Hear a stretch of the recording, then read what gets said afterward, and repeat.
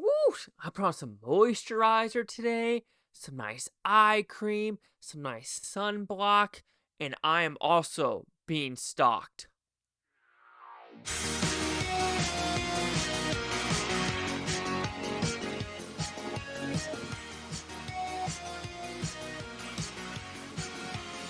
Chase Lee Hockey here with the Blue Futon reviewing skincare. So what's it about? This is based on a true story, which the real person said this movie is about 20% of what actually happened.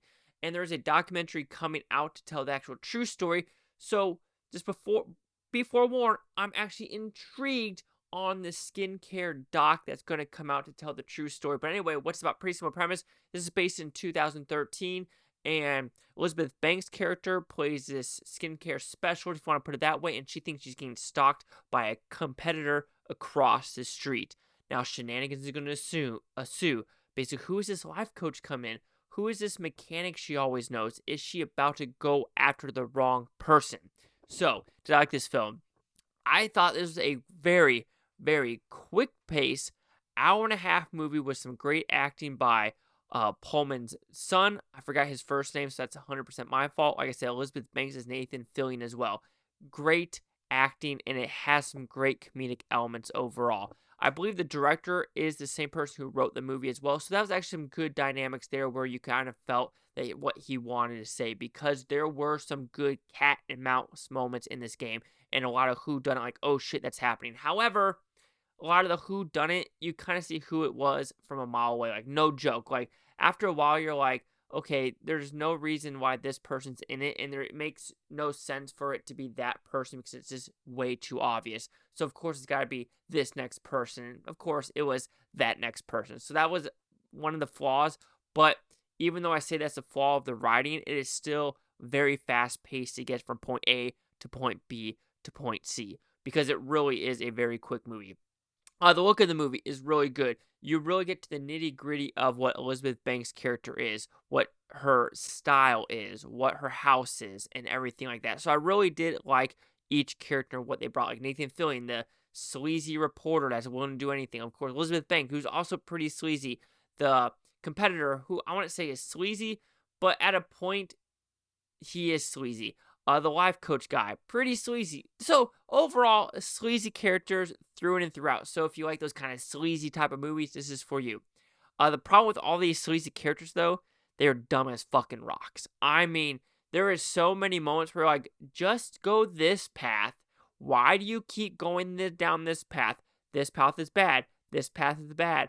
This path is bad, but they always go that way. Like, oh, let's just keep going that way. Let's keep going that way. Let's keep going that way. It's like, come on. Literally, the cop says, look, we have evidence right here. And you're like, I have no idea who it is. Even though there is way too many people in your life that already know who that person is. So it literally makes no sense why you think this is a smart idea to go down this path. It's like, oh my God, these people are stupid. Also, this movie is kind of about taking control of your life. And I do think there's an interior motive / message for this movie about you can never have control of your life. You have no idea what's going to come around each corner. You make plans, but God laughs. Seriously, like, I'm going to go do this today. Oh, what do you know? Something happened to my dog. Can't do it. Oh, I'm going to do this today. Oh, my car has a flat tire. Can't do it. So, you think you have control of your life, but you really, really don't.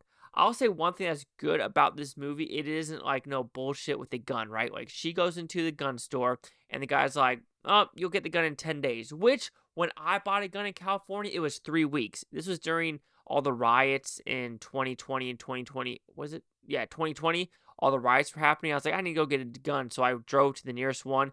3 weeks to get a Glock. 3 freaking weeks. This movie does say 10 days. So maybe it's more realistic because San Jose versus LA. I don't know. But yes, people need to realize you can't just walk into a store and get a handgun. It's not that simple. But of course, you have media outlets thinking like, oh, it's a fucking candy store and you get whatever you want. So that's also false. But no, overall, skincare, it's a interesting story overall. Has some, fun-ish characters, even though each character you just want to slap in the face and be like, get your fucking shit together. You are fucking stupid. So you get very, very annoyed on that. But like I said, pace very quickly, and that's the big and. Does it keep me intrigued and entertained to figure out the true story? It does. So to me, that's a huge, huge positive. So skincare will receive a 3.5 out of 5 with Futons, which equals that 70%. So see the critics and user scores gave this one. So critics rate at 65% with 54 of them. Audience score 71% with over fewer than 50. No critic consensus. So there we go. 71, 70, 65. Chase Liaki here with the Blue Futon. Like, comment, subscribe. Let me know things Bluefutontopia. You Blueftonians, thank you for watching. Have a great day. I can watch today, tomorrow, week, now, month, or a year from now. We're seeing a freaking one of you. Peace and love. Peace and love.